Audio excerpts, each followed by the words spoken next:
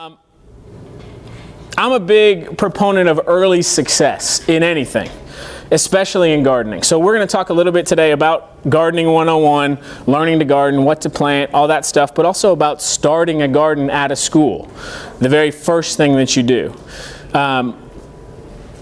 When you're working on your new garden project, start small. We're going to get into starting small in just a little bit, but there's some ways that you can design what you're doing to ensure that you've got some early success. It's really important for kids and for you all.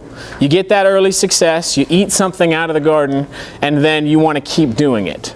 But if you start off with a couple failures, it's hard to push through and get to that success. So engineer it for early success. Make it fun, because it's going to be really important to keep you going. Starting small. If you've got a garden that you're already working in at a school, raise your hand. Okay, so that's a huge chunk of you. If you want to start a garden project and you're here right now, so we've got some of those here. My advice to you guys is start smaller than you think. In March, it is beautiful outside. Everybody wants to be a farmer in March, right? It's fantastic. In August, nobody wants to be a farmer. Farmers don't want to be farmers in August, right? So it's hot. There's going to be weed pressure in August. There's going to be bug pressure. My advice is in March, know that August is coming.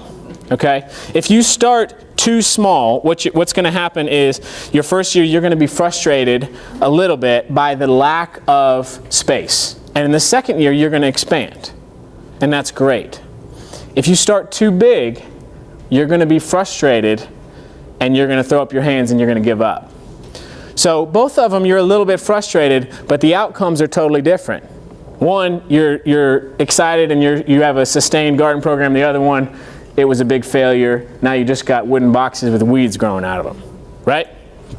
So start small. This picture reminds me to tell you to start really small if you need to. If you're at a school, if you're a teacher and you've gone to your principal and just thrown out the idea and they totally blew you off, do it anyway. Okay? But don't bring out a tiller one day when no one's looking. Go out to your windowsill and grow some herbs or grow some lettuce plants. Do something that moves you towards eventually having your garden that you want to have. So this is one example. You can grow herbs on a windowsill, a sunny window. That's easy. But it can be really, really simple. It can be talking to your students, your kids, about what parts of the plants do we eat. Do we eat the roots of this one? Do we eat the leaves? Do we eat the fruit?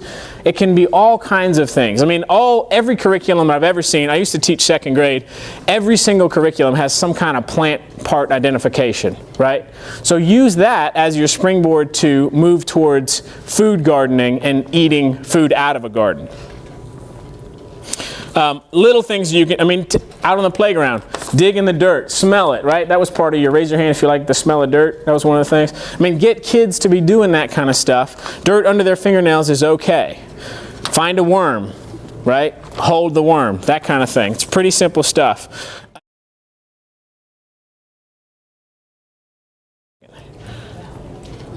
Another easy activity is these CD cases. You guys remember those? Anybody remember CDs? Also man, that got more ooze than my son did. Also every curriculum that I've seen for elementary kids has a seed germinating. Put it in a plastic bag, you wrap a paper towel around a little bean seed, you tape it to a window, right? Well, you can't see very much in that one. So these CD cases, you put a little soil in them, but look at how much you can see of the root and everything. It's a pretty simple way to do it, but it gives you a lot better visual, I think. So that's, again, you don't need to have a tiller to be able to do this. You don't need to have permission from your school to be able to do this activity. Anybody can do this.